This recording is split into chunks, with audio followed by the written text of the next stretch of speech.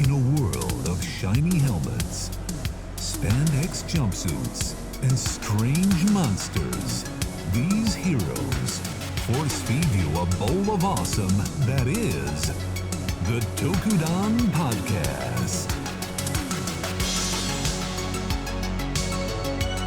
Join Carl and Rob as they haphazardly welcome you to the exciting genre of Tokusatsu. Now, open wide.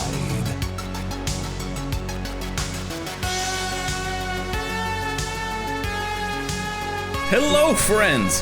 Hi, guys. Hi, Toku Kid. How are you? What's going on? How we doing? How's this for Tokudon Tuesday? Tokudon Tuesday. Yeah. Tuesdays, bro.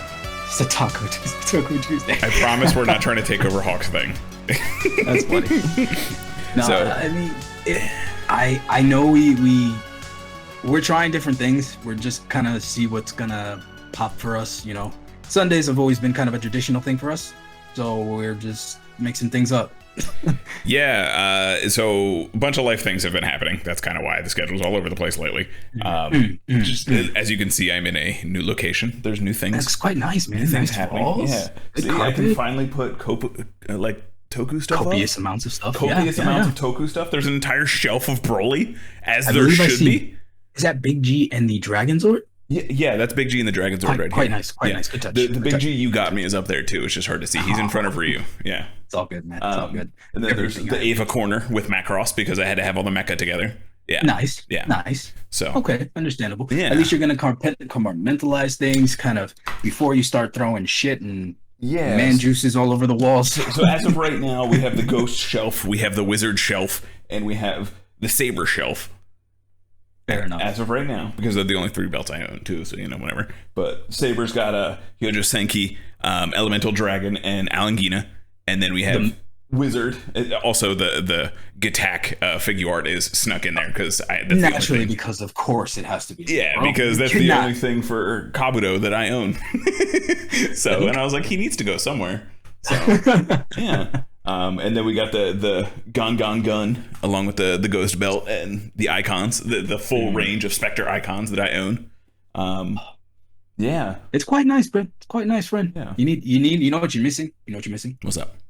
I heard Premium Bandai is working with a couple people to release some stuff that we might be interested. Yeah, they might be talking about some full size weapons, and then that's where you're gonna see I'm sorry, King did you say Rouser full size? mounted above all of this. Every cast will just be you holding a new one. Yeah. That's just what it's gonna be. It's gonna be me like holding it, and then a different one When is you gonna be get- mounted on the wall. When you get the Titan sword, that's all you're just gonna hold it the whole time. Yep, that's exactly what it is. And then when I get 2, I can be the upgraded Titan. So You gotta power stands them. Is that what you're doing? Speaking of power stance, the Pharaoh Knight is up there too. I don't know if you can see him from here. No, And he's power stancing the long swords. Of course he is. So I love it. yeah, that was from the collector's edition of Dark Souls 2 that I bought separately way back when. Someone was just like selling the I statue. remember those things were sick looking, man. Alex used to come home with all these dope statues that would sell with the limited edition stuff. Like I think I have a Yuna that was like, yeah, that one. That Yuna is like from 10-2. Yeah. It was like the special. Like Oh, when he was working at the game store.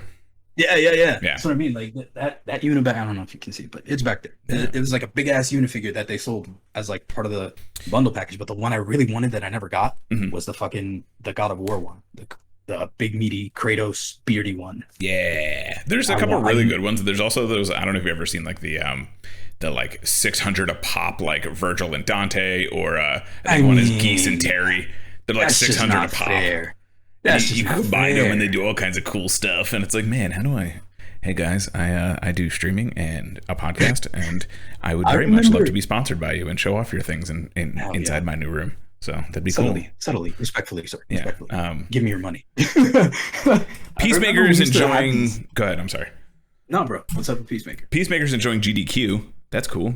Oh man, we're falling behind here. Yeah. Well, I mean, we're about to cover something that we should have covered months ago. To be fair. Well, it wasn't months. It was last weekend, but that's fine. Well, it came out a while back, so let's talk about that. Hang on now, because we have a routine here. What have you been up to? I mean, honestly, man, life has been fun. Like you said, the previous weekend I was having life stuff, and things have been better. Good. Toku stuff is going. The horror channel is doing pretty dope. I have goodness be. I have 3 more uploads to do tonight, and then that's pretty much my weekend. Sick. Weekday. Nice. Nice. What about you? Yeah, like I said, I moved, set all this nonsense up.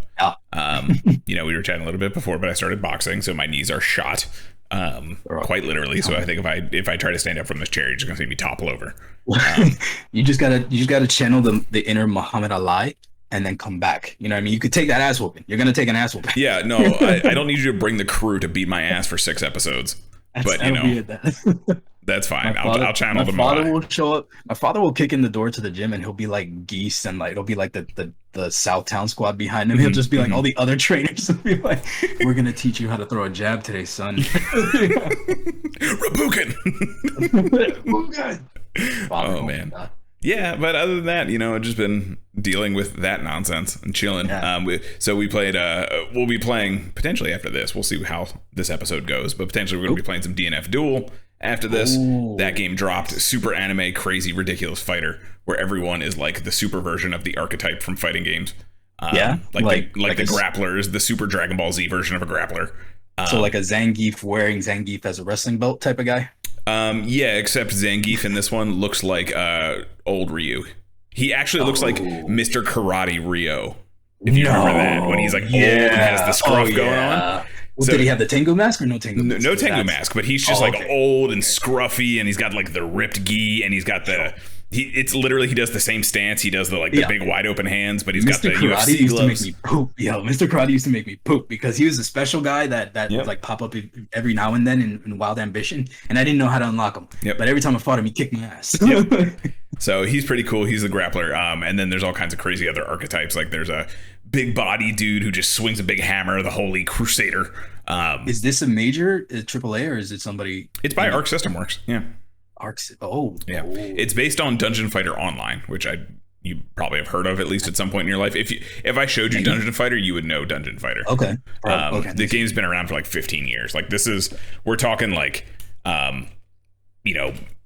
aughts, like just finding browser MMOs. Yeah. No, I'm familiar with this. Yeah. Okay. Yeah. You've probably seen the trailers or something floating around every once in a while. Anytime I used to look for like a new anime wallpaper, this was one of the major ones that would pop up. That and like Guns was a big one too, and Blades. That one. No, what was the one? Gungrave. That was one I used to like. Gungrave was a good one. They got a new game coming out too. Do they? Yeah. Like a remake or a new game? I don't know because I'm not familiar with the games at all. But on top of that, they also, I don't know if you heard, but they announced Trigun's coming back. Yes, they have. Pretty and sick. now I'm worried because I think it's gonna be closer to the manga. It's gonna be like Brotherhood. It's gonna be closer to the manga.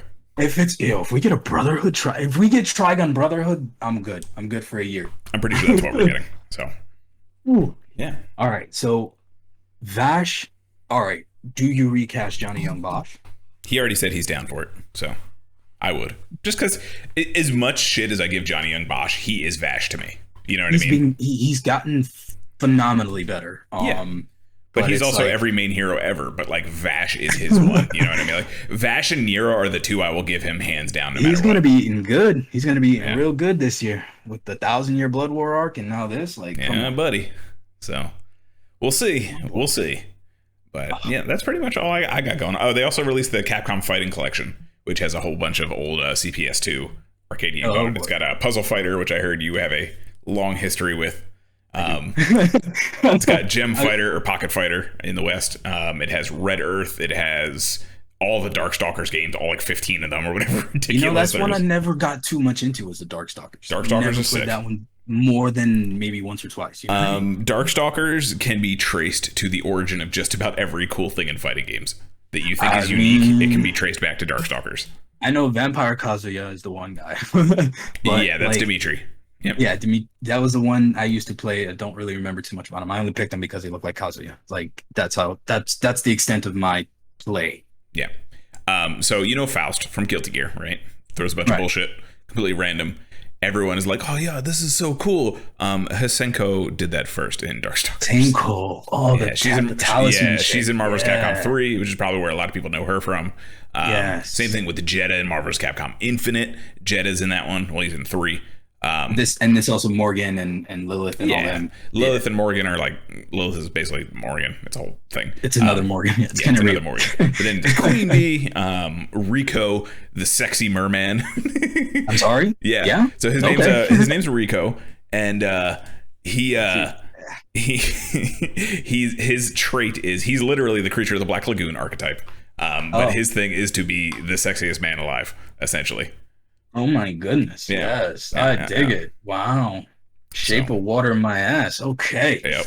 But his whole thing is like capture stuff. And I don't know if you remember Anakaris. I played him a lot when we were playing Marvel's Capcom 2. The Mummy guy. Yeah. Yeah. So he's still trash. He's not any better in Darkstalkers proper. But he holds a special place in my heart because I'm an ancient Egypt aesthetic fanboy. Of course. So that was pretty cool too. We were playing some Puzzle Fighter, and I realized how much I fucking hate Puzzle Fighter. Oh my god, that was my jam for like a good year and a half, bro. You know what it is? Hands down, this is what gets me right in versus games.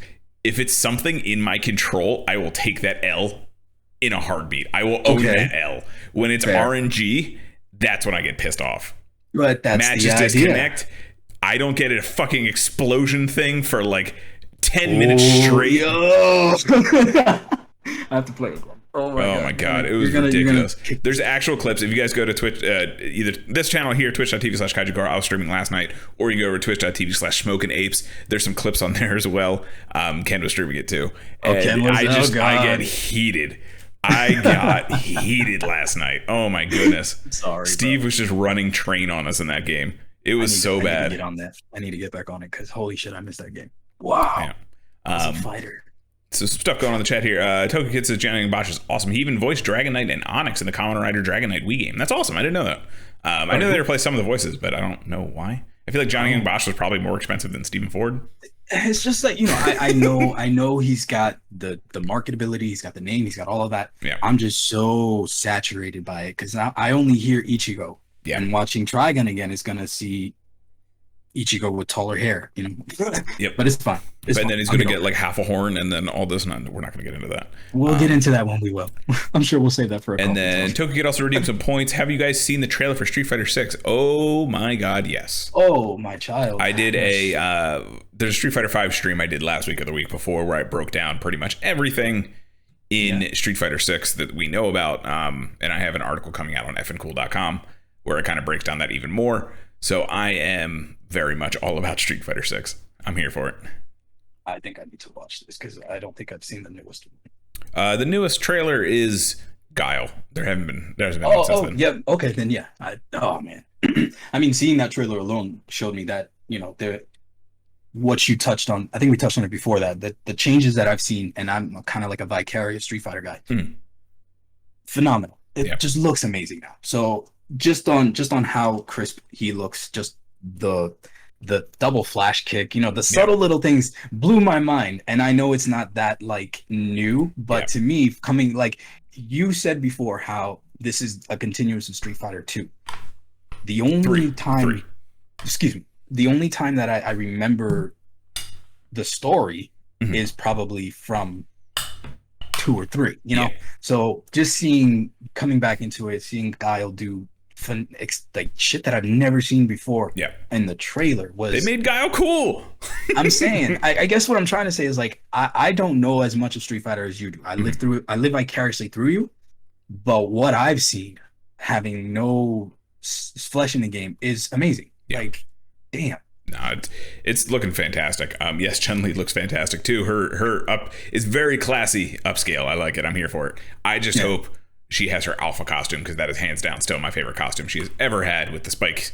She's got the tight pants and all that nonsense and the vest. Like the bangles things. Yeah. Always by far my favorite costume. So I hope we get that. I'm sure we will. There's already nostalgia costumes in there when the Cammy clip leaked. That's kind of like the first thing that they're promoting, right? The throwbacks. No, they haven't even mentioned that officially. The only reason we know that is because Cammy's super leaked as well. So you see Cammy in her, like the design from the leak we looked at, and then you also see her in her nostalgia costume doing the super, like her green underwear leotard thing. Gotcha. Yeah. Okay. Well, that sucks. That's kind of shitty. But whatever. Hey, at least you know what you're in for. You know, if you like the classic costumes, they'll be there for you, and if not, you know, you're gonna get a whole lot of options, I'm sure. So because that's Street Fighter. So I'm very excited for that game. As long as Bison still says that. Bison's dead, bro. Bison's not coming for a while. They killed him? Yeah, they killed him in 5. Yep. Don't tell me Abel killed him. No, that was 4. 5 takes place after 4. Ryu just Shinku's the shit out of him. And yeah, that's pretty much what it is. The 5 story mode was trash. I mean, again, I don't remember anything. I just remember that Abel was a piece of shit and everybody hated him. Yeah, so they're retrying that with Mimi, I think her name is. She's a French savant. What happened to Nekali? What happened with him? I thought he was dope.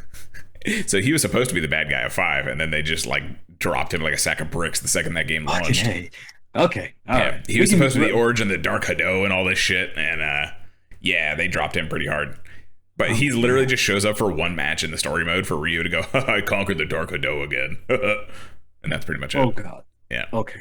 I apologize for bringing that up. Yeah. It sucks, too, because he was cool. And he used to not... He's a charge character, by the way. I don't know if you knew that. He's a charge character. I did not. Yeah. He wasn't always a charge character. In the beta, he was regular motions, and he was just crazy tiered. And so they made him a charge character to tone him down a little bit. To increase so they didn't change his move, they just changed the method? They changed the input, yeah. They didn't change the actual moves. And that is enough to nerf him? Mm-hmm. Wow. The way the moves would chain together and everything, he was just crazy in the beta. Oh, I see. I see. So. Oh. Yeah, okay.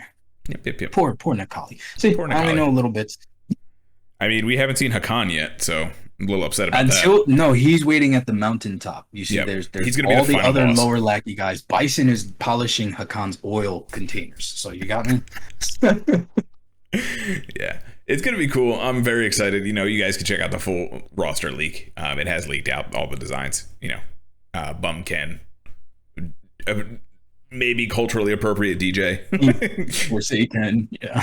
A whole bunch of new characters. My girl Marissa. I'm excited to play the Titanic you showed me God. her. She looks fun. She looks like sick. she could. She's like, play. I must play. Okay.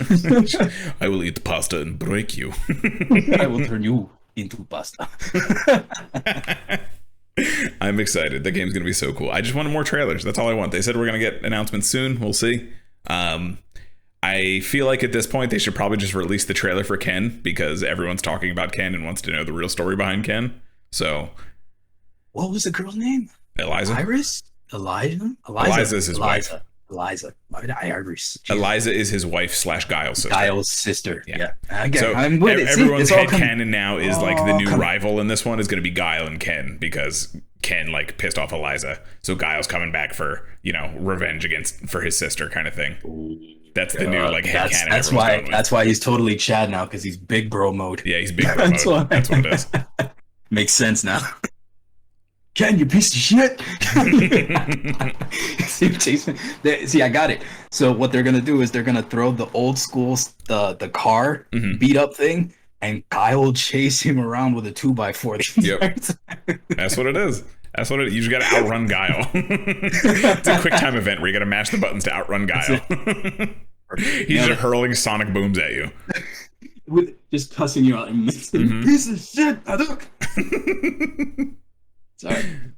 Toku Kid's hoping to see Jury next. Jury is 100% coming back. They've already confirmed her. You know I'm there for that. They need to fix her critical art, super art, whatever you want to call it, because her level 3 super in 5 was trash.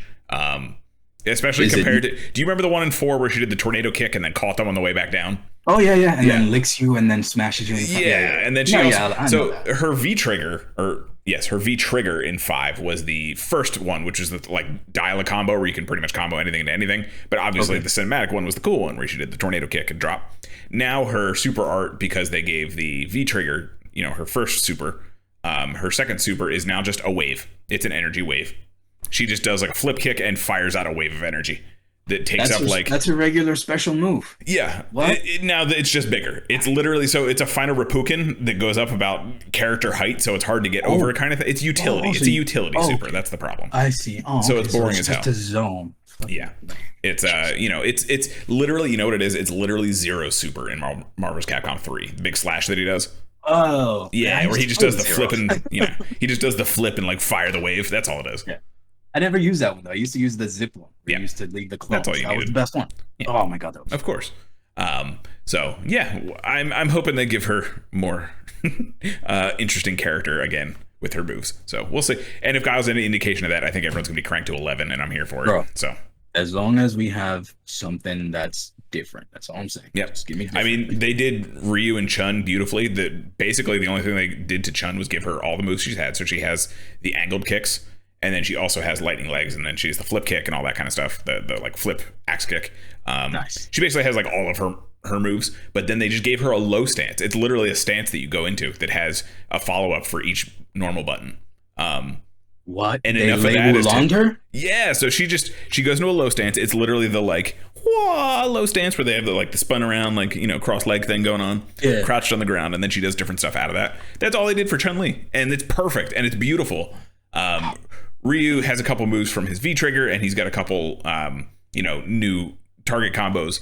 But it's little things like that tweak it to make them feel different, but also the same. That I'm excited to see. Like Guile, as you can see, is cranked to fucking 11 because he's got all kinds of new target combos. And they were like, well, we can't give him more special moves because he's always been the 2 special dude. So let's give him more normals and combos.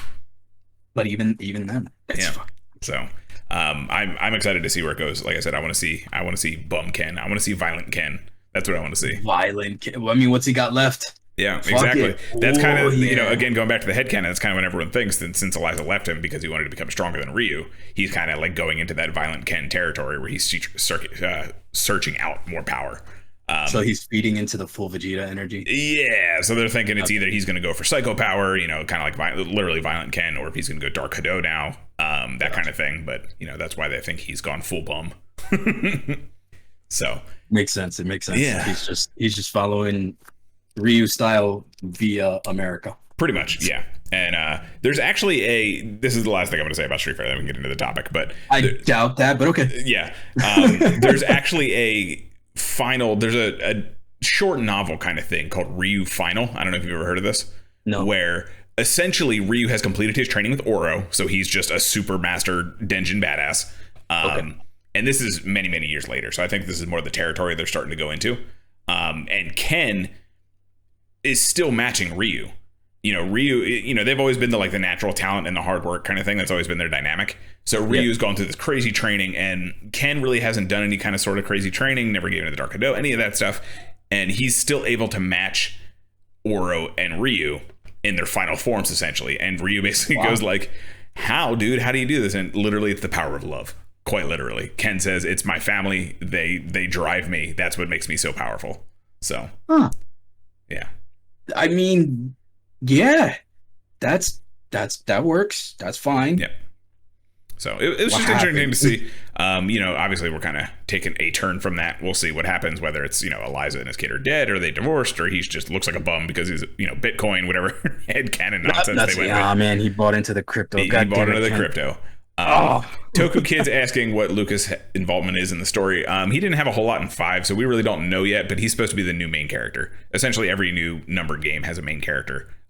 First it was Ryu in 1 and 2, and then in 3 it was Alex, 4 was Abel, now it's Lucas. 5 it was... Who was in 5? Who? Wasn't it Charlie? No, it wasn't Charlie in 5. No? He was just a main character. There was a new kid that was like... Who the hell was it in 5? Oh my god. I don't really care. Doesn't matter. 5 sucks. It was Makoto. No, she's not even in 5. Good lord. Oh my god. But I am ready for Agent Makoto. Either way. Bro. But speaking of bums, we have we have a character that is quite cleaned up when we see him, and then when we find him in this prequel series, goes full bum for a little while. Yep. You see that? Transitions, folks. We still got it. I'm just gonna. All right, that was a good episode. See you guys later. All right, guys. See ya. Deuces, can't top that. We did it. So we are talking Kamen Rider Vail. And this is Kamen Rider Revice Legacy. Kamen Rider Vail is the full title. This is a side story that goes into Genta, Iki Igarashi's father. And so we're going to go full spoilers. Yes. Full spoilers. Why don't you drop the synopsis? Do you have that? Yes, I do. So, yes, this is a 5-episode miniseries. Is a TTFC exclusive, which I believe is their kind of like Kamen Rider fan club thing that they do.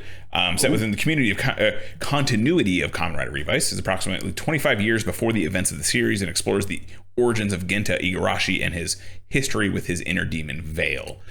So this takes place just after episode 24, which I believe was the premiere of Vail.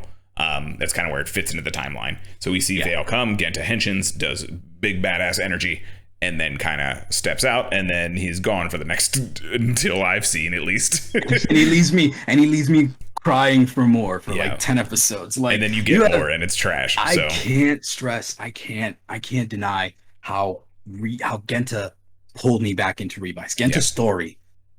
As much as I was feeling Iki and whatever they were trying to do with Daiji, and I even like Sakura. Sakura is actually probably second favorite character. Okay.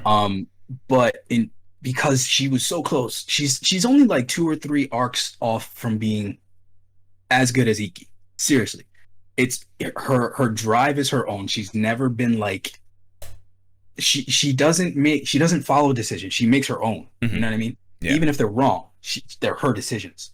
So that's why I appreciate her character more than Daiji. Daiji is always like, yes sir. You know what I mean? Like, fucking do your own thing, bro. Yeah. Anyway, so but the plot line with Genta, I knew was going to be something that I wanted to experience and really hoped that this lived up to it. And in my book, I think, I mean, they could have done 2 or 3 better, but fuck, this was great. I like this. It was solid. It was solid. Very solid. Yeah, like obviously everything could be better, but no, I didn't not like it. I actually was kind of intrigued by it. I liked it more than I would say. In our last catch up, we did about 10 episodes or so, kind of that middle chunk of episodes right before, all the upgrades and stuff started happening. This is definitely better than this is definitely way better than that. But it kind of like you said, it was a little bit of it was also like, oh wow, I kind of want to go watch some Revice now. I mean, which is, definitely. That's saying something because I've voiced my opinion on Revice multiple times now. And it's fine. I'm still trying to find that one thing that I really, really latch onto for it to like hit really hard for me. It's not the extra stuff anymore at all. It's not that stuff anymore. That's whatever. I've spoken till I'm blue in the face about that stuff. It literally has nothing to do with it anymore. There's something about it where like, I don't know, like Saber, there was like, yes, it's bad, but I wanted to watch Saber week to week. Like there was something for me to latch onto, whether it was the suits, whether it was the characters, that kind of thing. Like something was pulling me back in. I don't have that with Revice, and I can't honestly tell you what it is that I'm missing from that. Yeah, I think of the same thing. Like Saber had all the elements that speak to me as a person, and as an individual. But I don't like Saber as much as I like Revice. Yeah, because the storytelling suffered so much in Saber that I think they're making it up for in Revice. So it's same. And I think it's kind of the same thing. Like, I should love everything about this season. It's about demons. It's Kamen Riders. They got great kind of science themed suits. Like, it's all these things that I am usually drawn towards, but something about it is just not hitting like the right way. It's like every time it goes to like fall into my heart, it like hits the side and we got to like try again kind of thing. I gotcha. It's not necessarily bad. It's not to say that I'm not enjoying the show. Even this, I did enjoy this actually. It had some really cool moments. Funny you mentioned your heart. Yeah. See? Funny I mentioned my heart, because who doesn't have one? Genta. Of hearts. So, all right. So, in a nutshell, let's do this thing. Yeah. So, full spoilers going forward, guys. Yep. So, Peacemaker also says it's apparently appropriate because of this week's or next week's episode, which I don't know what that is. I guess Genta's coming back. Is that what it is? Yeah. We haven't caught up. I haven't caught up since 2 episodes ago. Are you? Okay.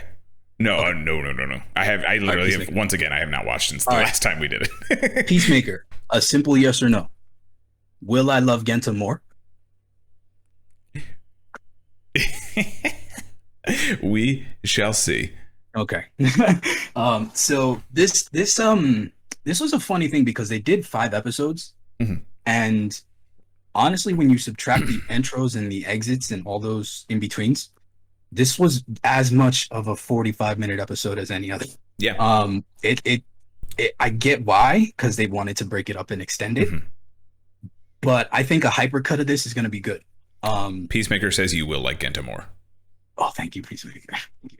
Because I love Genta. This we'll get there. So first episode starts, and we are sorry to interrupt you. I want to go through a few of the characters before we go through the full synopsis, because a lot of these characters are from other things. So I was gonna do that with notes once we saw them, but yeah. So Junpei Shiranami is played by Masanari Wada, relative newcomer. He doesn't have too much. I'm sorry. What name did you say? Junpei Shiranami. Who is Genta. that? Genta. That is the previous name. Yeah, you gotta say Genta. I don't know his previous name. We gotta get out of here. Yeah, so he was in the Token Rambo movie. I don't know if you ever played Token Rambo. It's kind of like Dynasty Warriors. I know of it. Yeah, I haven't played it too much either. Isn't that the one where like it's all super stylized? Like, yeah, very similar to it's big dumb anime Dynasty Warriors essentially. Yeah. And yeah, so Mama. I don't know their names, but Mama Yukimi. Chameleon Green from Q Ranger, if anyone's familiar, and she is goddamn adorable as ever. Did you know that she sings the outro song? I did not know that. That's cool. I didn't know that. That's awesome. Her name is Sakuraku Okubo. Okay. Yukimi Igarashi. And it's funny that they took the family name from the.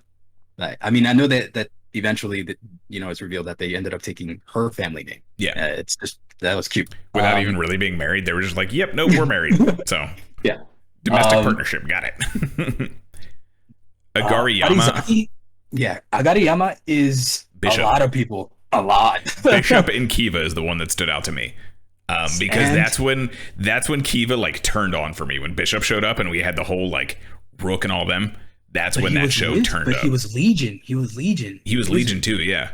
Yeah, so he's the turning point in a lot, bro. Like, he's the problem that shows up. In Hibiki, he was a couple other characters, so I'm assuming like they just put masks on him or whatever the case was. Yeah. But Agariyama he's just bad. You just know everything about him is just bad news. So and there's no two ways about it, because they don't have enough time. They're just like, he's evil, you're good. Don't worry about it, he sucks. Yeah, that's pretty much it. Every scene you see him in, he's fucking pissed off and like waiting for. All right, so I've had dreams of waking up in sweats and being handed a driver like Junpei, like just what's going on here? Take this thing. You're a badass. Go fight that monster. Okay, sure. That's literally the opening. He's like, we wake up. He's a victim of an accident, biking accident. Yeah. He's subject 071, which go figure. Yep. But, the year premiered. If anyone didn't know that, it's the year Kamen Rider premiered.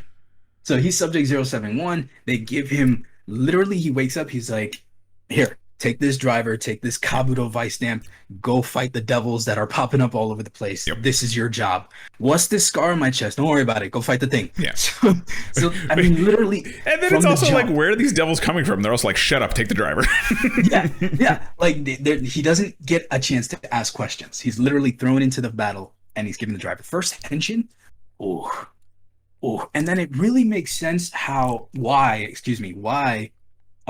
Vail's design feels so proto. Yes, because it is. Yes, I thought that was kind of interesting too. And I think when Vail first premiered, I probably made this comparison as well, but it's very Yango in style, the kind of flight suit thing going on, and I really like that style. I think it's a cool style. Overall the suit itself is meh to me. I told you my main issue is like the wing elbow thing. Other than that, it's a very good suit. And yeah, seeing that it's quite literally a prototype, which we kind of had the feeling for, just because the way the things were happening, they confirm it this way, where it's literally Daddy Karazaki is like, yep, this is the prototype, go nuts, you're the first one this has worked with. It's so dope. So he actually hears Vail's voice indistinctly for the first time when he's fighting the incomplete devil. They're incomplete devils. These monsters that they're calling devils are incomplete. And it's dope because you can see that even though they all look the same, the evolution is there. This is just, everything about this is so proto that I'm like, yep, I get it now. I get it. This is. It reminded me a lot of the Proto Drive special. Way back when, where it was like, I can totally see how this is how the kickstart to everything.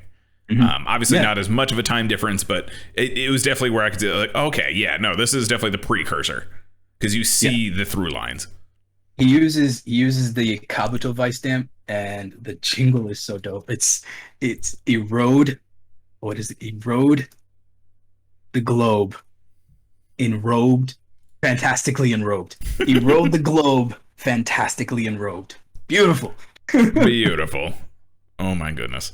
So he transforms for the first time, beats the shit out of the incomplete devil, Yep. and I mean the choreography is nice. I mean it's not anything spectacular. It's the same shit we've always seen, but knowing how badass he fights more like Rage style than any of the other ones because he's so unrefined. Yep. He literally is like hammer fisting the kaiju. You know what I mean? Even to like, when we see him in 24, like in 24, he's very like Terminator. In this, he's just like, I'm gonna break it. I'm gonna bop it real hard. It's ugly, but it works. And I liked it. And it's the first instance you get that he really just raged out. He didn't really know what the fuck happened to him. Like even after he de-hensions, he's just PTSD so much because all he's getting throughout the episode, we just see flashbacks of, and obviously not Vice killing his parents in a flashback that we just don't quite understand. I mean, I don't know what order we saw Vail and this, but like obviously we know it's Vail. And because I had seen the episode where Vail like shows up naked, essentially, you know, without his meat suit. So it was kind of obvious that was what was going to happen, but it was also cool to see like that the Iki flashback of the fire kind of came out of nowhere, but like they're playing. I feel like when this premiered, it probably went in tandem with that in the show. So it was cool to see that kind of evolve a little more. Yeah, I mean, I'm not sure what they were trying to do because I think this came out same time. So they did like an episode a month or something like that. There's only 5 episodes, by the way. But yeah, it came out like an episode a month or something like that, and I don't know if it lined up with when Iki and Vice had their little like, oh yeah, I remember I blocked out your memories, this, that, and the other. Right. So if it did, that would have been nice. I would give it more props for that. But it is giving a little more of a stilt to stand on for the fire thing that Iki just randomly remembers out of nowhere. Yeah. So after that first kill, he basically becomes like Terminator Junpei. Yep. He starts to get a craving for it because the Vail, when they start talking in his cell room, Vail's like, hey, I can help you kill the devil that killed your parents. Yep. You down? Yeah, let's do this. Let's find him. So Junpei's already like, fuck yeah, let's go. Fuck yeah, give me the next one. And then they do like this. They imply that he's taken out a few of these to the point and not found the devil that he's looking for. They do a pretty hard, it's not like a multiple year time skip, but there's definitely been some time that went by. I mean, it might have been multiple years. He's got the same shirt, so it's within the first. Yeah, and he's definitely a little sweatier, that kind of thing. Yeah. It's implied that they worked his ass to get to this point. Yeah, so. It's like he's been gone through like a few. And yeah, it's cool to see as well because the jumpsuit, it's almost like, now that I'm thinking about it, his jumpsuit, it's almost like this armor is incomplete because his jumpsuit is underneath it because it's the same color gray and everything, which I think is it literally just came to me and I was like, wow, that's a cool little extra layer to it. And it's also cool to see this is kind of like an alternate take on the Ichigo origin story. It feels like, meanwhile, you know what I mean? Like you have the Ichigo plotline going on. Meanwhile, did you know this? Yeah. Because the way that it's implied is that this is happening within a very quick time. You know what I mean? Like this isn't something that's going on for years. This isn't something that's months on end. This is like week. You know what I mean? But we definitely talking like I would say like double digits at least demons that he's killed at this point. That's the whole thing. So he's subject 071. We come to find out that these incomplete devils that he's been ganking this whole time are previous failed subjects. Are the previous 70. Yeah. That Karizaki lost the transformation battle with. Masumi Karizaki is they did him okay in this because they wanted to show where he went. Yeah. But the George seeds that he has, that he plants, are they speak volumes about the family, you know what I mean? Because they're stoked about their research, and that's kind of the whole thing. Is like Masumi took the advantage to do his research, but by the time he realized the fuck up he did, just like George did, it was too late. All he could do was try to make amends and try to fix it and try to get shit right, because by then it was already like Genta's already gone fucking full ape shit. Agariyama's a fucking psychopath. I have no control over any of the things that I created. Fuck. So it's just a heavy sigh and like a fuck. And all this within 5 episodes, you know, and it's not even like he's in every scene. No. Did you know that Daddy Karazaki was actually Ultraman X? Like originally is Ultraman, like the actor is Ultraman X. You didn't know that? Yes, really? he is the main dude who turns into Ultraman X. Oh shit, that's going in my notes. Yeah. So pretty cool little thing. Ultraman X is one of the few that I watched before we went into our current I didn't know that. trying to dive into Ultraman. Ultraman X is a good one. I recommend that one. So after all this time, he still hasn't found the devil he wants. He's kind of like in this haze of I don't fucking care anymore. He's like, just tell me where the next demon is. We'll figure it out. He gives the angriest kick to this poor fucking devil and collapses a bridge on its head. So during the collapse, you know, we come to realize that Yukimi was there too, and they had all watched him beat the shit out of this monster, calling him a devil, and that's actually what kind of triggered him to go a little apeshit, because he, you know, they're comparing him to what he's killing. You know what I mean? Did you notice that kick of which other rider that it mimicked? A Kabuto. Oh yeah. Yes. No, it was Kabuto's kick, by the way, guys. References. These are all references. It was so all references. He henshins so angrily, walks up to this fucking devil, and he's like, "You're fucked." In my head, as he's walking forward, I heard the 1, 2, 3. It's beautiful. He kicks the dog shit out of him. Bridge collapses, and he gets separated from the unit. Excuse me. Yukimi survives somehow, because I don't think anybody else did. Because we didn't see any other people. She was the only one who was kind of like, "What are you guys doing?" Like she was kind of calling out their bullshit. It was kind of like, you know, why are you calling him in? What? He's trying to save us. What's wrong with you? So after the bridge collapses, she's trying to find him, and I think she hears him like rubbling, you know, wrestling under the rubble or something like that. And she's trying, so she helps him get out of the rubble. They pry up the big piece of slab that's on him, and you know, he was cut off from the soldiers that have been policing him, which, by the way, one of these soldiers is Mr. Boo. Yes. Oh, my God. That have been kind of chaperoning him around. Let me tell you about my second favorite character in this whole fucking thing here. Boo. Boo is pretty sick. Let me just say, if the fact that remember when he captures them, he only had to capture them. Yep. And he did it that easily. Yeah.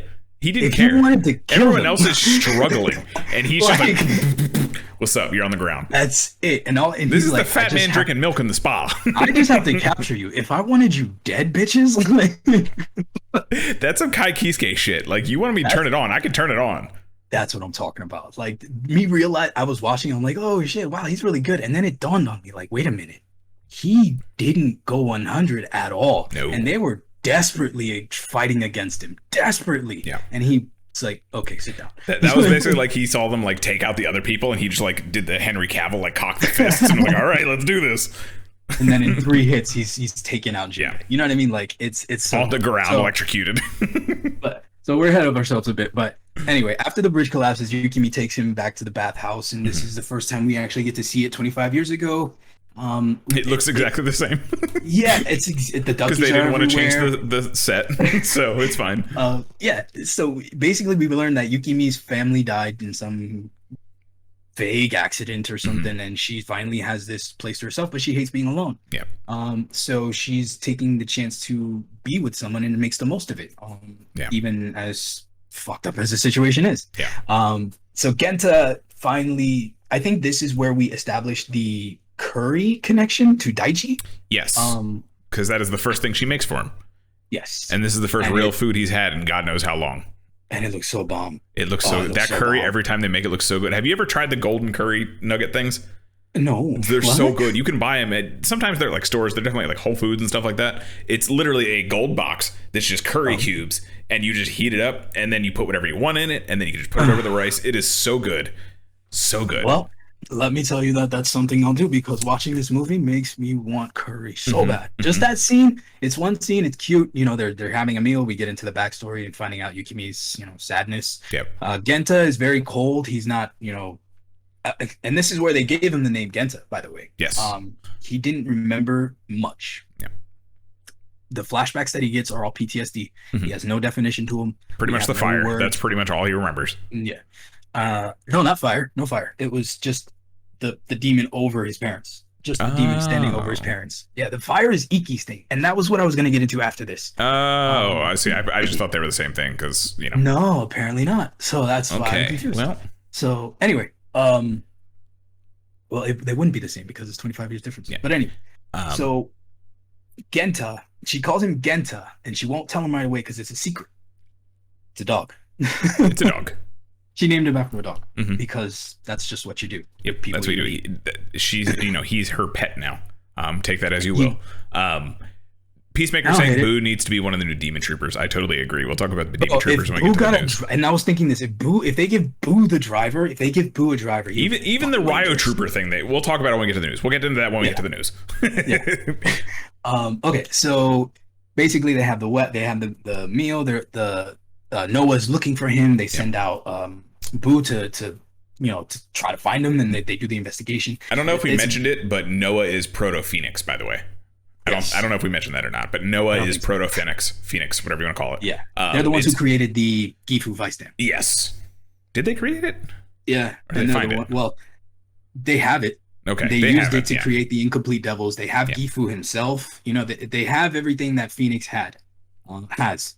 So at this point, they're trying to figure out where he's at. So it's just kind of a bunch of filling shit in between. Yeah, this is where you get the first glimpse that Karizaki hates what's going on. He hates that this shit is happening under his purview, and they're twisting his science is what they're doing. Yes, and Boo is like, you do something. You know what I mean? Like, why are you letting this happen? And this is where Karizaki's like, it's too late. You know what I mean? Like, even if I were to try to do something, it's not going to fix it. I have to come up with something else entirely. So one would say it's no use. So this is the first time we get they recapture them, and this is where we get that loving doving moment where apparently they put them in cells that are like right next to each other. Yep. That's just what you do. They're talking to each other through the walls, and that's pretty much it. Yep. They plan that he's like, she wants to protect him because she knew like right then in that moment that she needed to protect him. Shit like that. It's cute. Yeah. But something happens that I think Vail hates Yukimi. Like, yes. I know it's go ahead. I think it's one of those, like, he's starting to think for himself, right? Like, Yukimi is his way of becoming normal and getting out of Vail's thumb. And Vail needs Genta to become whole again, whatever the case is. To be. He needs the meat suit, is what it is. He needs the meat suit. And so I think he hates Yukimi because it's distracting him from, like, the coercion that Vail's able to do. Like, even in the cell, I'm pretty sure Vail starts talking, and then him and Yukimi kind of like, Yukimi almost snaps him out of it. Yeah. So. And that's where I was going with, because it didn't make sense for him to randomly start to get this attack where the Gifu cells were suddenly rejected. And I think it was just all a ploy for Vail to get him out of the situation into there so that he could make a move. Yeah. Maybe. I don't know. It was a stretch because it just didn't make sense. Yeah. So anyway, so he starts wigging out. They take him to the place, and as soon as they set him on the table, excuse me. As soon as they set him on the table, he gets the PTSD again. Mm-hmm. Of course. And Karizaki finally is like, you know what? This is what I can do. As soon as they put him on the table, though, he freaks the fuck out. I love that he gets this burst of power. And he doesn't even henching, by the way. He doesn't even henching. Yep. He does this all through sheer I hate everything. You know what I mean? Genta is so fucking dope, bro. Oh, sorry. Toku Kid is spending some points for a highlight message again. We talked about it a little bit earlier. Yuki is played by Chameleon Green from Q Ranger. Yeah. We mentioned that before. Yeah. It's pretty cool. Pretty cool. So even after he kicks all their asses and escapes, Boo heads them off and pulls the double agent. Mm-hmm. Yeah, he's like, I'm kind of working for the weekend at the same time, but it's not the weekend yet. But it's essentially some underground organization of some kind against Noah. Yeah, sorry. That's fine. Yeah, so he helps them escape, and they get to this fucking nowhere place, and it's really weird because all he does is hand him the driver. Mm-hmm. He's like, "Let's run all the way here. I'm gonna give you the driver. You transform and handle the rest." Like, that's literally all it is. He transforms. He beats their asses once or twice. The troops that are still following them, all of them surround them. He transforms into Vail, beats their asses, and then we get this quick little moment where Yukimi says, you know, this is our elopement. You know what I mean? Like, like this is it's weird that she takes these opportunities to do cute shit, but you see that this is her character. This is her struggle. She doesn't want to be alone, and I get it. Mm-hmm. And sometimes it seems a bit forced, like maybe she's forcing Genta into this, but what does he really have? Yeah. You know what I mean? And she really wants to be there with him, for him, and all that shit. She takes a bullet for him, bro. Like, like Yukimi is not a half-assed damsel in distress. You know what I mean? She gives as much as she tries to as much as she gets. They save her all the time, but she is Genta's core. And I think if they had a few more episodes to kind of, I mean, we see the end result, right? Like they're super cute together. They're just an adorable little family together. But I think if they had a few more episodes to kind of flush that out a little more, we would see the kind of turn at the end. I think it would be a little more significant. So like kind of like what you're saying, it seems forced almost, or like I shouldn't say forced. It seems like she's forcing him into this situation. Almost. Yeah. I feel like it was kind of like a rushed version of like, I forget what show it was, but someone is like, oh, you're their sheath. You know, he's the sword, you're the sheath. You got to be able to like calm him down. I forget what that's from. But it seemed like that kind of energy where it was like, you know, you're the one who centers him. You're the one who like brings him back to normal. And especially against Vail, and Vail doesn't like that. And I think if they had even like 2 or 3 more episodes, I think it would have been a lot more significant and more meaningful. She gets him to laugh. You know what I mean? Like, she makes him laugh 3 times. And he's never laughed. Well, he doesn't remember laughing. You know what I mean? Like, that's what I'm saying. Like, it's not just because she's the female. She's as important to his development as anybody else. Or more than anybody, excuse me. So anyway, they have their cute moment, and I think this is like almost over. This is like the 4th episode at this point. Is it? Yeah, it's pretty much the 4th episode, and then, you know, they're having their cute moment, and then Vail comes out of nowhere and takes over, essentially. Yeah, Vail pulls the move that we saw coming, where Genta makes the deal to fully embrace Vail, to give him enough power to take on the devil. Another incomplete devil. I don't understand why that was so much of a problem, as it never has been, but you know, whatever. So he tricks Genta actually into manifesting him fully. I think I didn't really catch that part, honestly. I was just like, oh yep, he made a deal with Vail, cool. But I think it was more of like, because Yuki, again going off this Yukimi thing, I think she softened him essentially, so like he doesn't have as much influence, and obviously a lot of that driver in particular has a lot to do with the demon that's inside of it and the demon inside of them. So I think a lot of it was like they kind of lost their connection almost, that he was weaker, so he's trying to be like, oh, I can give you that power back, my man, just let me know. There's something here in this episode where Genta is the embodiment of revenge.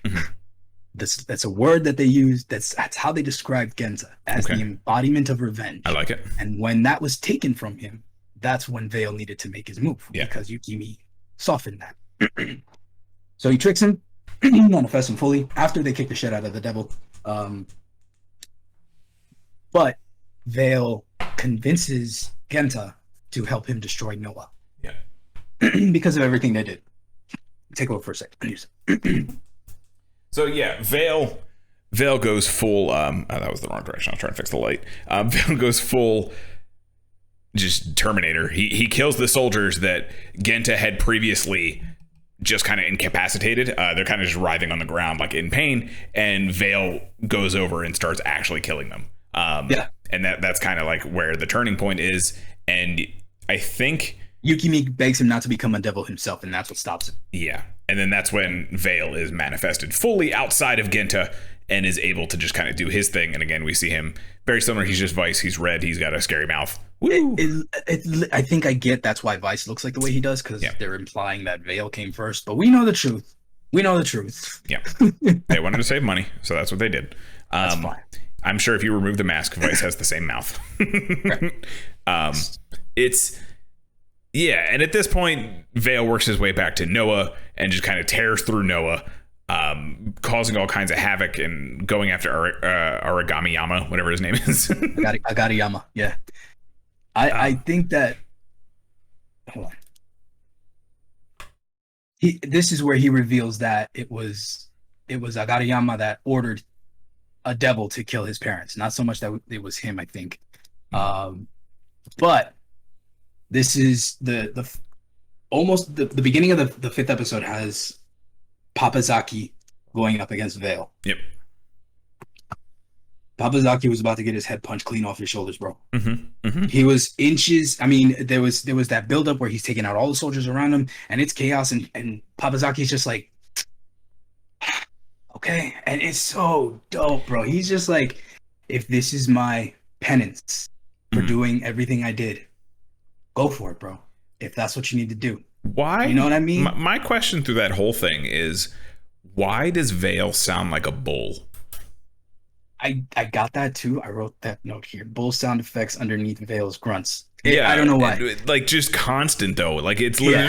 I think it was to imply that he has no control over himself. Like literally, it's just like whatever. But Boo shows up. Boo shows up. Boo needed a driver. I wrote here, Boo should have had a driver. Yep. He would have been fucking dope. But again, Yukimi stops Vail from, or excuse me, Genta from punching Papazaki's head off by, talk no jutsu. He gets all fucked up. George pot shots the shit out of Vail. takes like he actually gets like a good 2 or 3 hits in, bro. Like I'm not shitting you. He gets 2 or 3 solid shots before taking an L. Yep. But I mean, no, that's a human. Yep. A regular dude. A regular dude got fucking a good 2 or 3 hits off on Vail, who was really going at him fucking psycho. Mm-hmm. Come on. Mm-hmm. So anyway, so Yukimi gets yoked up and he does the whole Vader crisis of conscious thing, and I like the moment where Yukimi expresses that, I know I feel alone, mm-hmm. and I might have latched onto you, but you mean a lot more to me than just nothing. You know what I mean? Like, you were there. It was you that gave me hope. It's so much in such a little time, but I get it. What I feel like she was saying that was for him. You know what I mean? Like, this is what he's feeling, and she's saying it. That's where I got it. Like, I know that her parents are the ones that died, but Genta going through everything he went through was with her. Everything else was circumstance. So anyway, so he has this Vader moment. He comes back to himself, kicks out Vail. Vail's like, yeah, it was me, jackass. I get this. The problem with Vail is that, he's not the ultimate bad guy. Yeah. But he's so cool. You know what I mean? Yeah. He's just too cool. And I wanted to hate him more. He's just cool. And I mean, 99% of his cool factor to me is who voices him, to be honest. Fair. The overhaul comes out. That's all. It's fine. Yeah. So that's really what it is. But yeah, it's kind of like in a flashback like this, where this is it, at the end here kind of is where my issue with flashbacks come from sometimes, where it's like there's not really any tension because we know, no one's gonna die. All these people are alive 25 years later. Right. So, yeah. It's not so much the result; it's the journey. And that's fine. It's the journey. Yeah, and that's totally fine. Sometimes it's like, this whole thing's a flop. Why'd we even do this? True. But and Vail's kind of the same way in that. Yeah, we know he's not the final bad guy. We know he's a cornerstone for a form. Let's be honest. He's the reason Vice is going to get something, or Revi's. I don't even know if he has anything to do with the final form. I'm sure he does. We'll get into it. I'm sure he does. But it was that kind of thing. Like, he's an excuse for a form. He's not really the bad guy. We know who the bad guy is going to be. It's either going to be Gifu himself or what's his face from Phoenix. And Akaishi. Yeah. And so it's kind of like, okay, cool. He's doing some cool things. That's nice. But at the end of the day, it's really. Yeah. I wrote here at 4:37. Oh yeah. Okay. So at 4:37 of the 5th episode, we have the most brutal kill. So before Vail reveals himself to be a dickhead, Mm-hmm. Agariyama came out and pointed a gun at Yukimi and Genta. Without him thinking, Vail leaps from the driver, manifests, and puts his fucking hand right through Agariyama's body. Right. I forgot about that. That's how he manifested. That's how he manifested Right. into reality. That's some energy. Murder. That's some energy. Murder. And Right. it's not even what's the right word for covered? It's like straight, the blood is on the hand, Yeah. right through the back and everything. Like Censored, it's not even yeah. like cut away. It's straight up like you see him manifest and then he just killed him. Yep. Pretty Done. sick. Love it. Pretty sick. So this is more what build up into it, because I forgot that moment happened. But Genta then goes full fucking renounce, where he's like, I will kill the evil within me. We're gonna die together, bitch. You know what I mean? Yep. Like that's the mentality that he goes into this fight with. Even though he tells Yukimi it'll be all right. You know what I mean? Like It'll be fine. it's oh my god. I'll be back. No worries. So he says, I created you. I'll put an end to you this time. Right. That classic I will like dad kill- threat. I will kill I will kill the evil within me. I will defeat the evil within me. Now let's perish together, Vail. Fucking dope. All right. Papazaki traps Vail. After the fight, there's a whole shposh where it's a nice fight. Very well choreographed. Yeah. Very good choreography, but you already know this is Because not gonna Genta end with henshins either without the death. demon, so it's doing the Hiromi thing. Is that a name? I forget. Demons. The Hiromi thing. Yeah, no, that's perfect. It's doing It's the the Hiromi Hiromi thing. It's killing him slowly because there is no demon inside of it. Can we There's no now demon refer inside to of it. those things? Can we refer to failed moments as Hiromi moments? Yes, the Hiromi moments, the Hiromi effect, if you will. The Hiromi effect. yeah. Perfect. All So- right. So he's suffering from the Hiromi effect during this fight.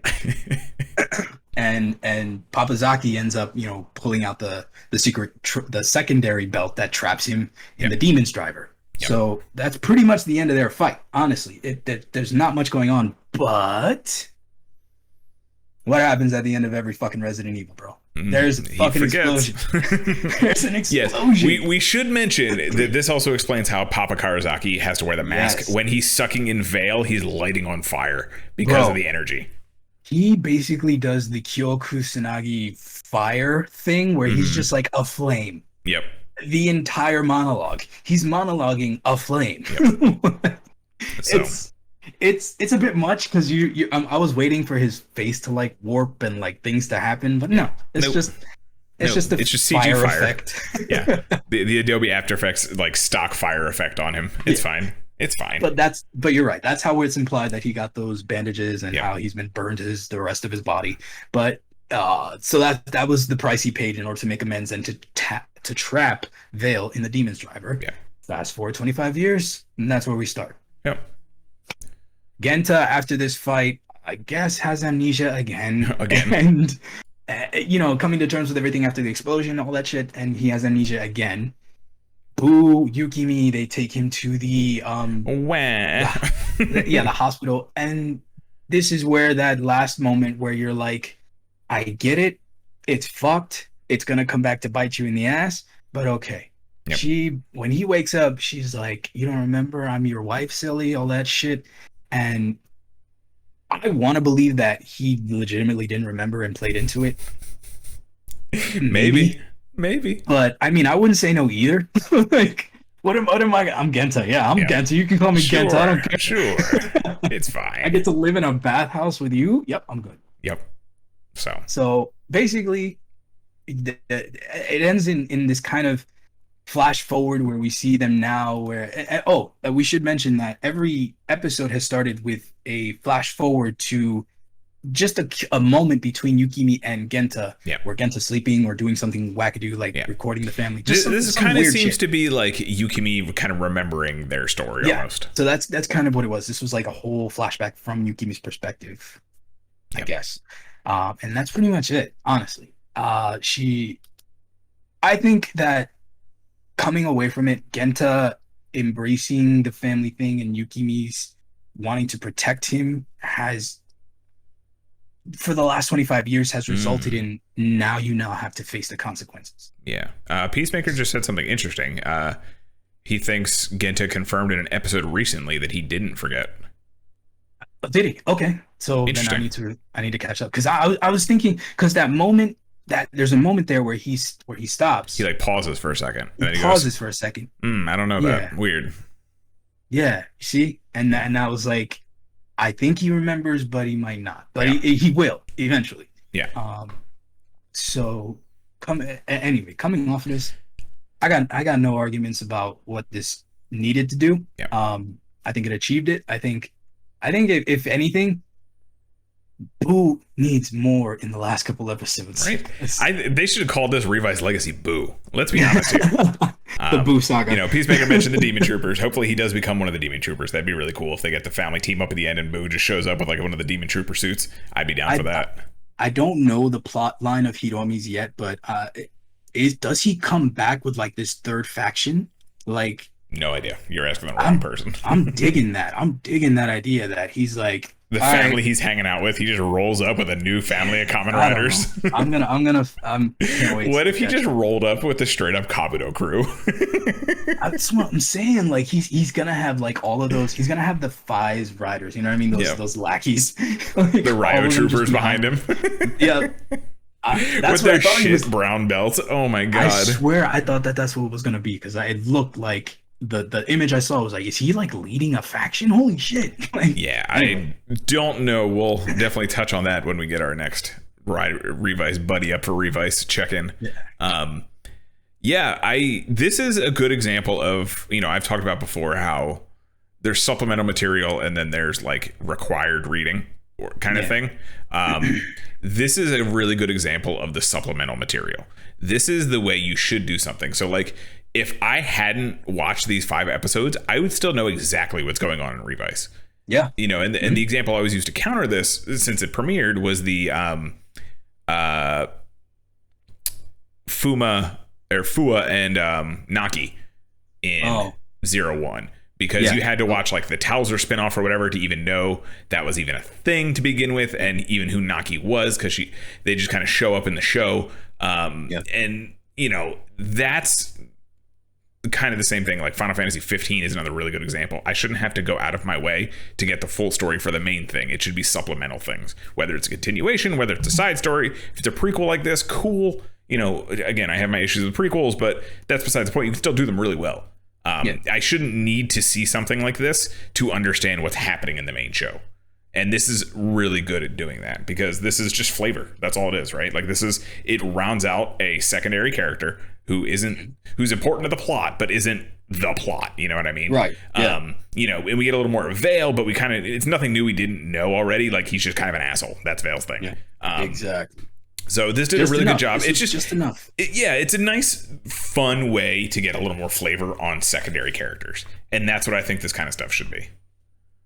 Perfectly said, man. Yeah. Honestly, I know that my I liked Genta before. I love him now. Yeah. You know what I mean? So that's it. Very cool. Very cool. So that's Kamen Rider Vail. It is 5 episodes. All 5 episodes are out now. I hope they do a few more of these legacy things. We'll see. You know, give me the Boo legacy. That's all. Actually, the Boo saga. It has to be called the Boo saga. The legacy of Revice 2, or is it 3? The Boo saga. So, let's get into some news. Yeah, man. So we have a little bit of news to catch up on, because it's been a weird like week and a half, almost 2, since we did an episode. But I think the last major thing we talked about was the Kamen Rider Sun trailer and key visual art. Yes. So there's a new stuff out for the suits. You guys can go check that out. That has been out for a little while now. They also are releasing, I do remember these, the Avatar Dawn Brothers plushes. And one that is near and dear to my heart, because I love this game, and the kind folks over at Passion Republic Games gave me early access to it. Gigabash has an official release date. It is August 5th. That is the 4-player kaiju brawler. It is so much fun. And they just also announced a new character called Rawa, who is basically your super Godzilla. I don't want to say Space Godzilla, but like a very evil Space Godzilla. Yeah, I'm sorry. A very Space evil Godzilla. Yeah. When's the last time I saw that bastard? Holy shit. Roughly 1996. So Rawa is your straight up fire breathing lizard character. He looks really cool. He's got big angel energy wings. It's kind of sick.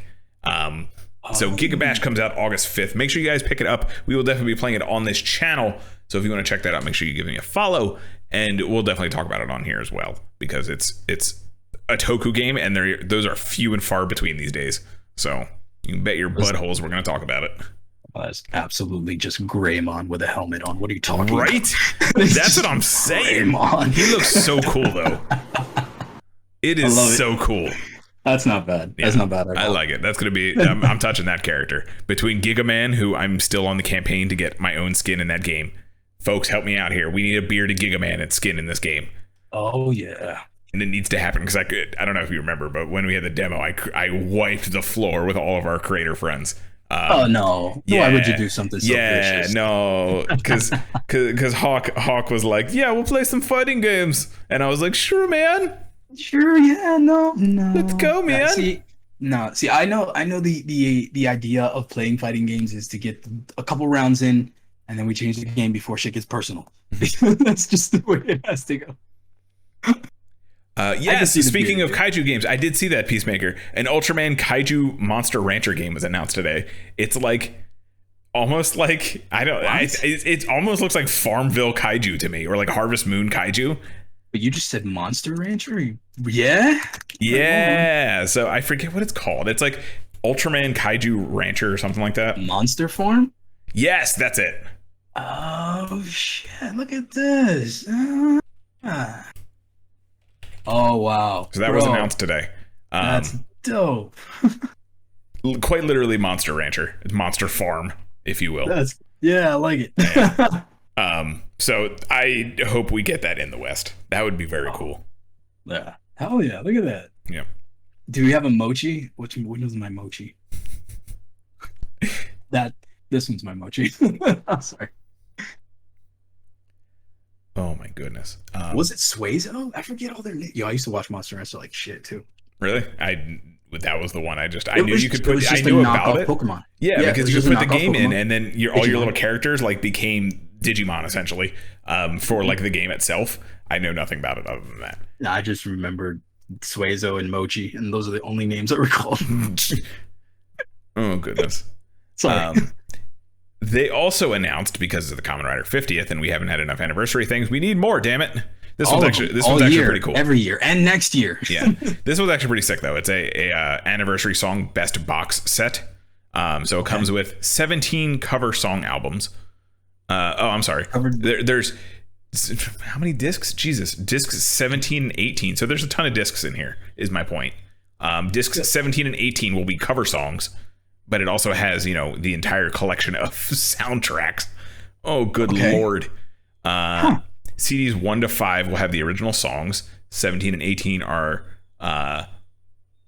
covers. And yeah, there's just a lot to this. And it's kind of wild.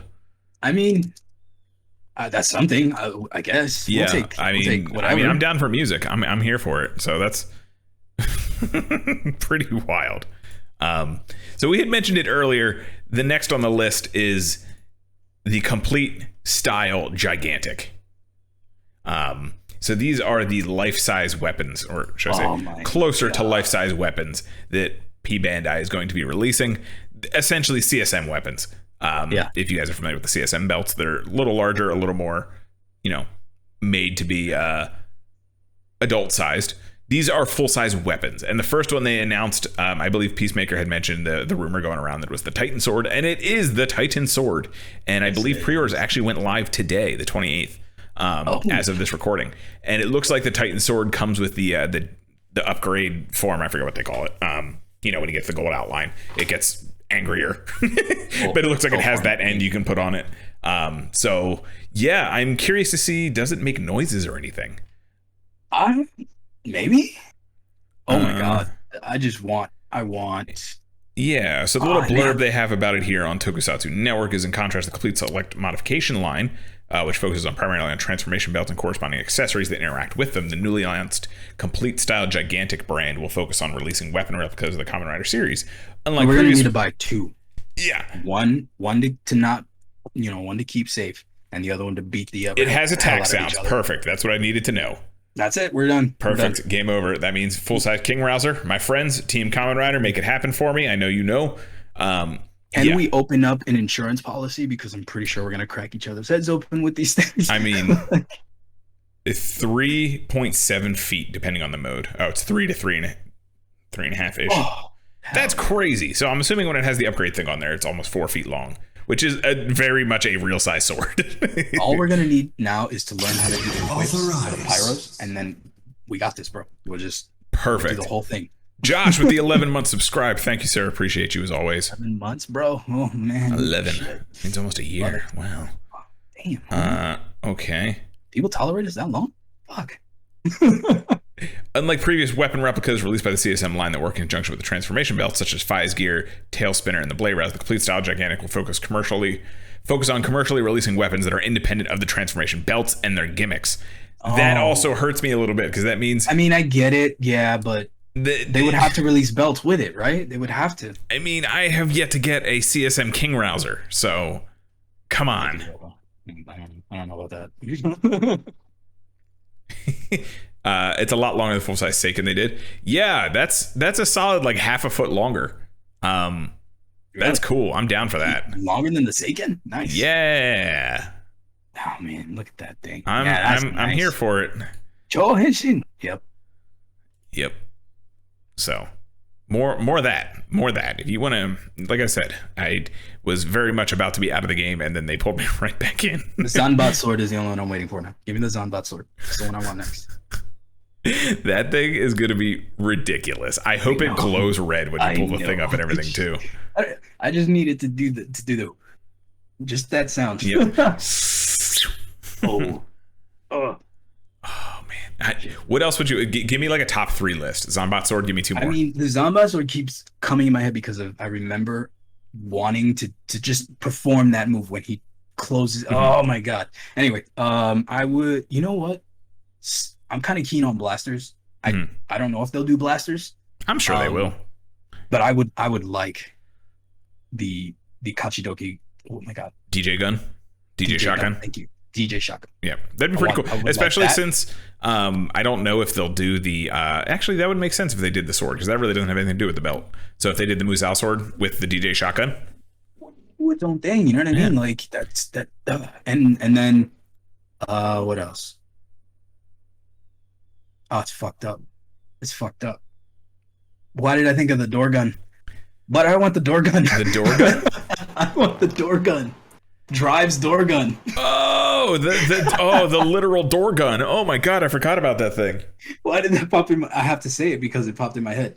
I want the door gun. I'd be down for that. Handle cannon, the door gun. That'd be cool. That'd be really cool, actually. I'd be down for that. Or give me the signal axe. Full size signal axe. Oh, they can't do that. They can do that. A full size. Isn't that as tall as him? Yeah. Oh, god, yes. Give me the full size signal axe. Yes, more of that. Oh yes, my god. Let's see. What else would I want? I don't think they would do the Zolda Blaster, but I would like to see the Zolda Blaster just because that is basically his henshin device. But any of the Ryuki weapons. Or do you just want the Zolda mech? I just want the. Yeah. You know what? Give me that. Just give me the Zolda mech. Adovento. Just in the corner. Just ready to rock. I would stick it right there. Right there. Right the fuck there. Oh my god, that'd be so cool. That's Zolda. I'm gonna get on the podcast one of these days and just have the huge shoulder cannons on.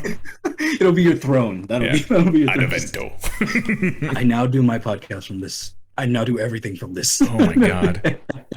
That would be so sick. Oh man. Like you sent me that thing, of the Ryuki weapons, but those are perfect examples of ways that they could totally do it. I don't know if they did a CSM Ryuki, but they could totally do for all the weapons that all the other characters use because they pretty much all put it into something different. That's a great way to kind of capitalize on that and then also get the different belts and stuff. So that would be so cool. Axel sword too.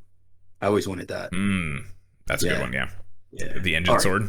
Yeah. I mean, they should just make them all, but then we'll go broke. Yeah. So, you know, when you walk into my bat cave of like suit lineups, you're just gonna see full size weapons on like a wall. Welcome to the armory, motherfuckers. You must leave one in order to leave. You must leave an item to leave. Right? Oh my god, that'd be great. You must fight your way out. Choose your weapon. I've been playing too much fucking Soulsborne lately, man. That's all I keep seeing, like legit. You walk in there and then the boss bar pops up and the music pops. Actually, you know, no bullshit. You know what's been popping in my head when I go in through a door? That sound when you enter a new area. It's like home. This feels right. It's like so that's Complete Style Gigantic. I am very curious to see what comes out of this. Hopefully some real good shit. I'm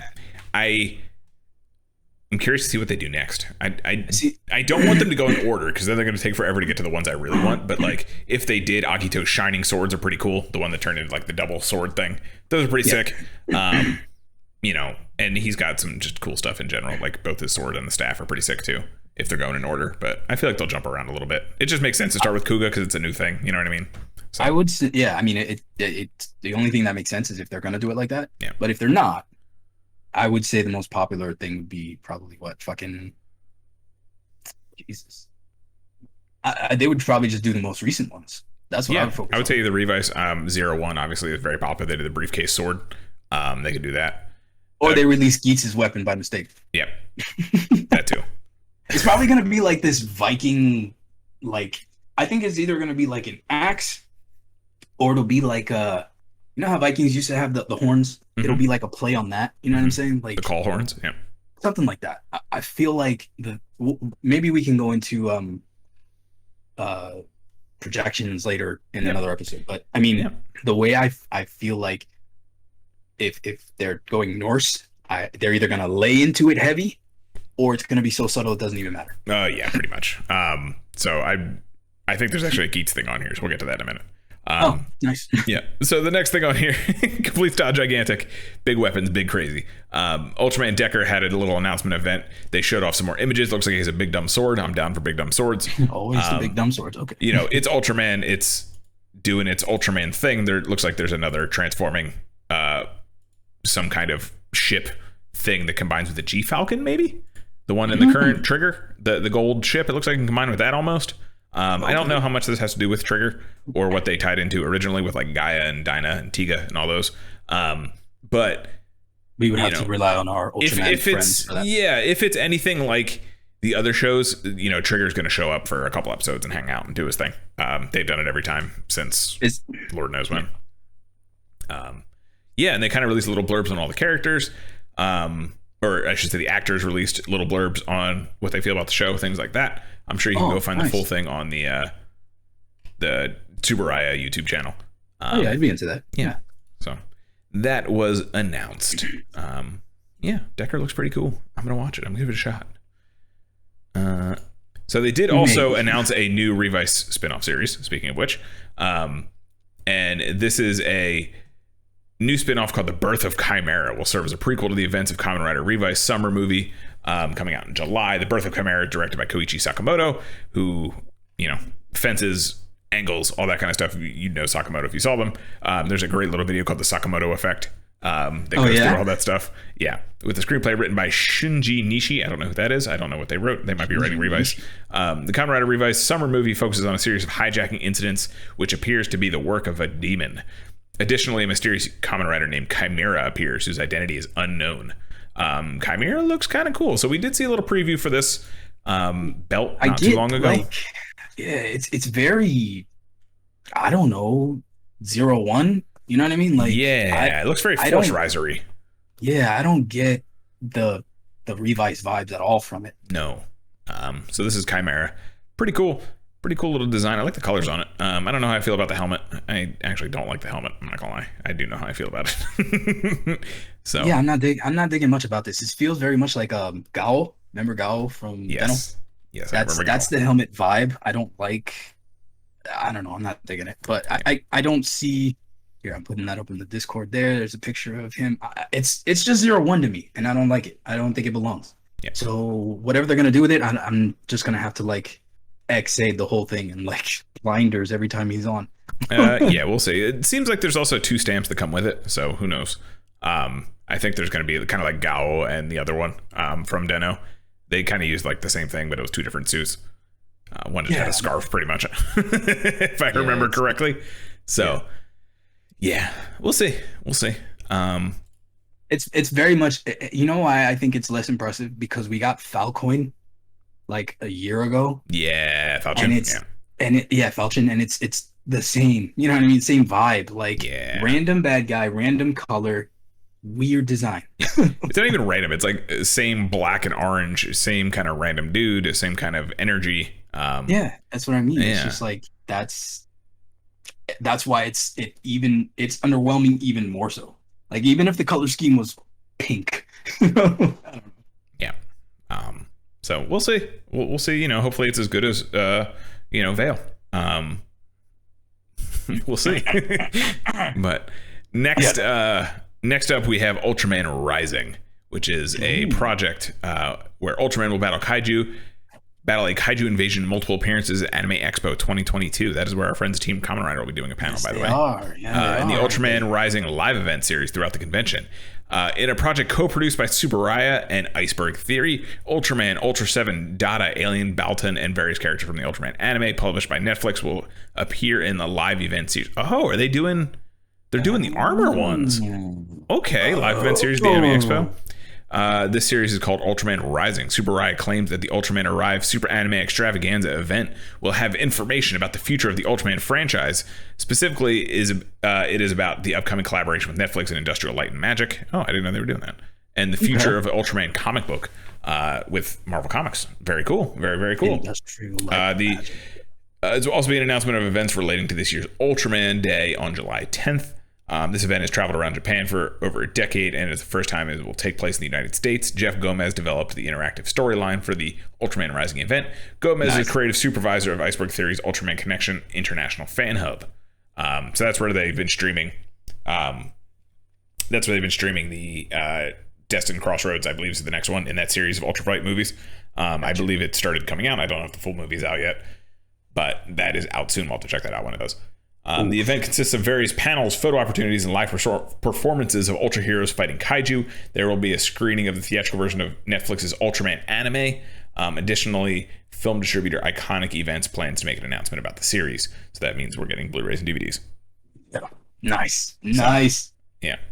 More people. More of that shit. Yeah, Josh is saying, Netflix Ultraman, it's not the highest hopes, but, despite the CG, the suits are cool as hell. So I'm down for that. And it's Netflix, man. That means it's more viable for people to watch. You don't have to jump through too many loops. It's right there. So, and Peacemaker saying the full movie for Destined Crossroads is out for rental. Awesome. I will wait till it's free on YouTube. or other means. Yeah. Sorry. Next up, it looks like Kamen Rider and Don Brothers were what's the word I'm looking for? Recognized. There we go. Jesus. At the Japan Toy Awards. Nice. Don Brothers for that cool little the new mech suit that they have where they all kind of turn into their avatar robot things. Saw some stills of that. I guess that, it looks pretty cool. But yeah. And there's a new one. There's a new there's a new Don Brother thing that's happening of some kind. So yeah. He looks like the other ones, I guess. I don't know. He's a robot. He's a robot. I'm trying to keep up. I really tried. I'll catch up eventually one day. The energy is just different now. Like it's so it was fun. Now it's just like too much. Gotcha. Like they haven't dialed it down. It's only increased. Well, it isn't too much. What's that? Toy announcements. Oh yeah, no, there's never enough of those. And so we're gonna play my favorite game of guess where you can order this from. So the first of the figure art that they have announced is the Genem Musou Gamer, which is the infinite form, the Sephiroth hair. Can you guess, my friend, where you can get this exclusively? Toys for Tots. Almost. Oh, almost. Is it Premium Bandai? Premium Bandai. Yeah. So that one is announced. That's the Sephiroth Hair Infinite from the spin-off thing that they just did. And next up for toy announcements, they have also announced Sabella. And now you're speaking my language. Yeah, okay. And guess where you can find Sabella? Is that also Premium Bandai. the Christmas tree shop? Oh, okay.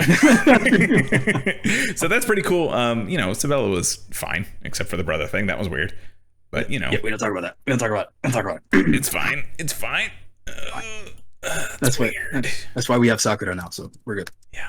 Yep. She's 17. Okay. I think. I'm not saying that. I just said we have Sakura. It's still weird. Yep. So that seems to be it for major figure arts at this time. But I love my favorite game of where can you get this? So I'm gonna get it one day. I'm telling you. Next up. Not so lighthearted news, I suppose. Actually, I don't suppose. It's not as lighthearted news. Veteran Tokusatsu composer Chume Watanabe has passed away, unfortunately, at 96 on June 23rd. On June 27th, it was suddenly reported that the veteran Tokusatsu composer Chume Watanabe passed away due to heart failure on the morning of June 23rd. Watanabe is well known and beloved for having a hand in creating music for popular anime like Mazinger Z and Tokusatsu like Himitsu Sentai Go Ranger. His involvement in Go Ranger was what brought him back as a composer of the 45th Sentai series, Kikai Sentai Zenkaiger. So, always sad to see a legend traditionals and our legends go. Yeah. Always. Next up, as we were just talking about, in Ultraman Decker, it looks like Trigger is showing up. They have officially announced that he is showing up. Okay. Yeah. So he's gonna run the show for like a good. He'll be there for about 3 episodes, and that'll be about it. So, yep. Let's talk Demon Troopers for a second, because they did announce this as well. Demon Troopers. See, this is what I was talking about, man. I can't help but dig this idea.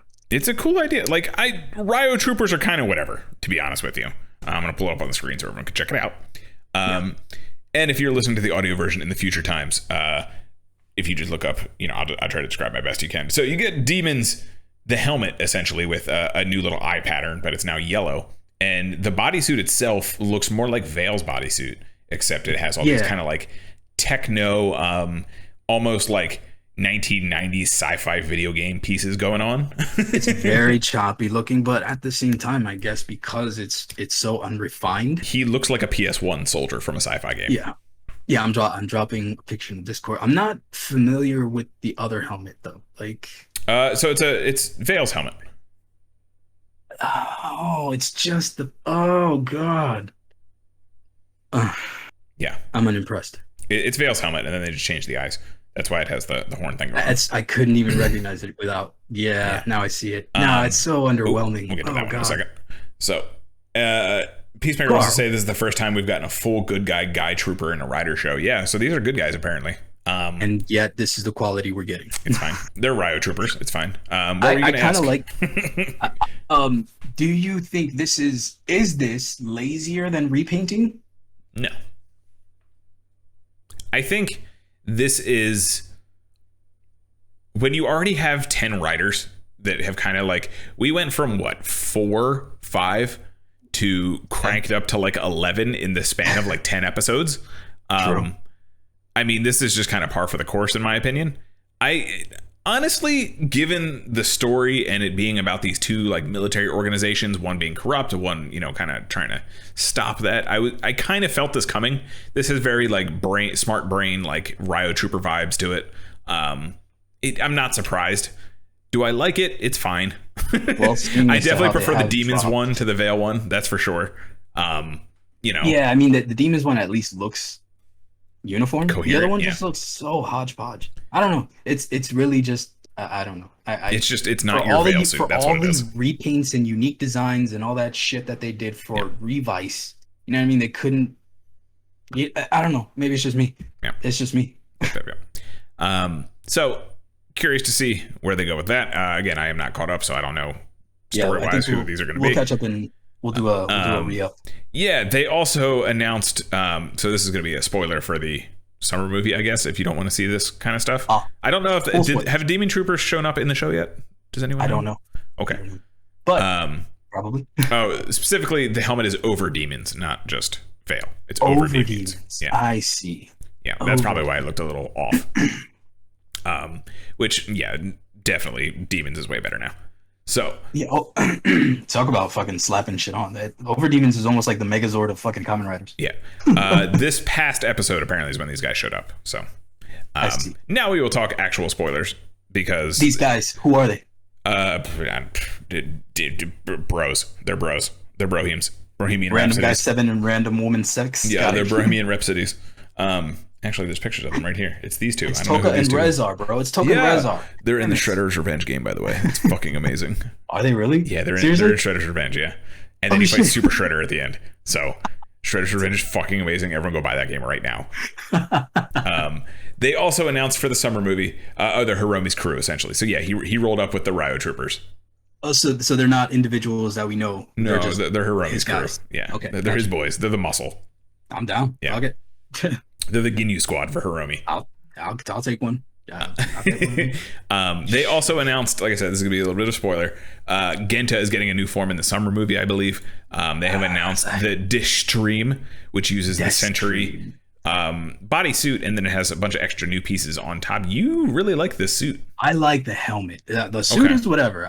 I said it from the jump. The helmet speaks. Oh my god! The second I saw it, I'm like, I need that helmet. Yeah, that helmet is so dope. A little disappointed by the driver, honestly, because it's just the over demons driver thing, the proto demons, whatever it's called, the red one. With some pieces slapped on. They're not doing anything crazy. It's literally just. And then they also for the Komodo dragon Vice stamp, they just gave him another Ryuki's arm as a weapon.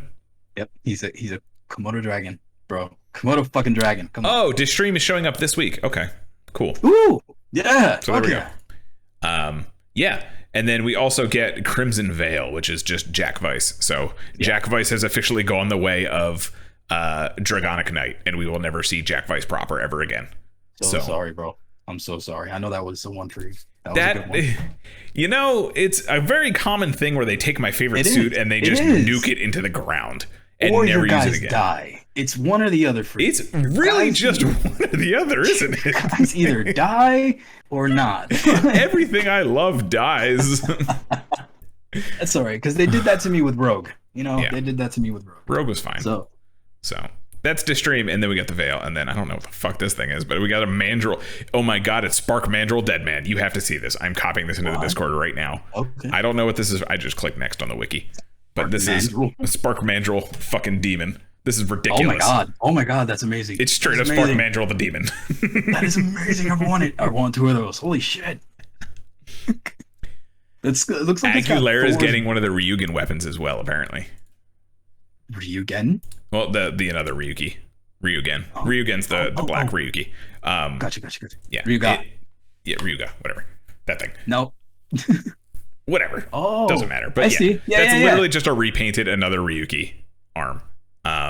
So that end. Do you want to talk about Geats? Do you want to talk about Geats, whatever the fuck it's called? I mean, I think basically we're either gonna get something close to like there's not a lot, so let's talk about it now because there's really only the I don't know much. Yeah. I only know like the theme is supposed to be Norse, and that's pretty much all I know. Oh, this is much different than what I was thinking. Peacemaker. I don't even know how to pronounce the name. Seriously. Is it Gates? Geats? Goots? Jates? Is it Jates? Do you pronounce the G as a J? I don't know. This is much different. I don't know if you look at the Discord real quick. This is the weapon Aguilera is getting. This is a repaint of the Kiwi discs to be the O's colors, which is kind of cool, actually. I dig this a lot. I like this. And then someone is getting the cherry. But why the O's colors? I don't know. But someone is getting the cherry knives as well, so they're just using all the Gaim weapons. What's going on? Aguilera's getting the Gaim weapons, it looks like, in repaints. So. But why? It doesn't make sense, because that's not... That's a weird pull. I would never have thought we would see the Kiwi discs ever again. Either that, nor anything from before. You know, like, why are we still doing recycling? Oh, she has the daggers by default, apparently. She has the cherry daggers. We got to catch up. I gotta catch up. We really do. Yep. So that's pretty cool, though. I mean, if she's using the Gaim weapons, that's dope. I'm down for that. It is. It's dope to see. I just don't get the point. I want to see her use the mango mallet. Damn it! She has to use the mango mallet at some point. Flail? The fucking hammer, yeah. Tamaki, bring me my flail. I want her to do you remember the final attack with that thing? Where he chucked it and it like fell onto their head? Come on, it's that one, and then he follows it with the mango thing, right? Mm-hmm. Yeah. Oh my god, when he drug that shit across the ground, that was so hype.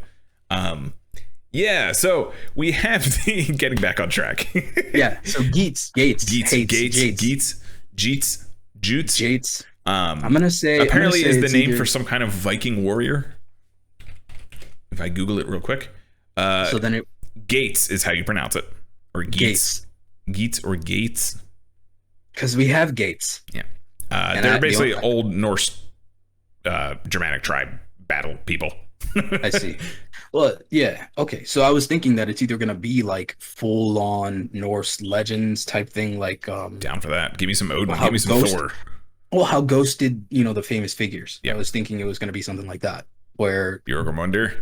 Give me the final form. Give me the final form, damn it. The Pantheon, all that shit. Like you would get Thor, Odin, because it's just the shit to do now. I don't know. That's where I feel it's gonna go, and it's either gonna be too much or like really that's Thor. You know what I'm saying? Like Thor's gonna be like a mantis. That's fine with me.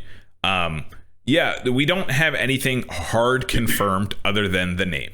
And that was found by the bot that checks for trademarks. And I don't know if this logo is legit, but there is a logo of some kind. I don't know if this is confirmed real or not. I'll put this in the Discord as well, so you can take a look. Isn't that Axel? That just looks like Axel. It kind of just looks like Axel. So I don't know if this is real or not, but this is what we have so far. Yeah, I mean, if we're doing Vikings, I'm here for it.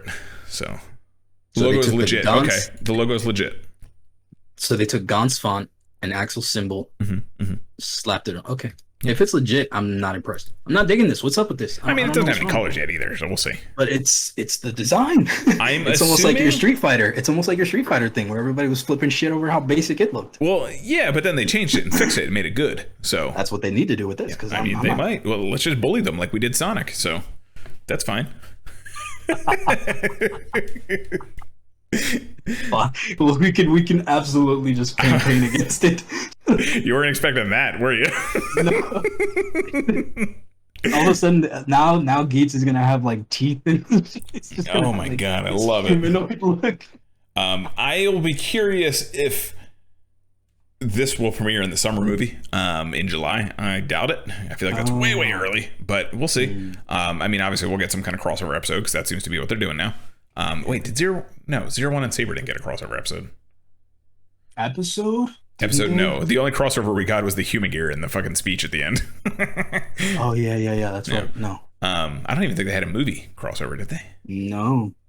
Because I know Zeo and 01 did, because they had that whole like daddy time travel thing. But crazy, that's wild. I'm blaming COVID. That was prime COVID energy.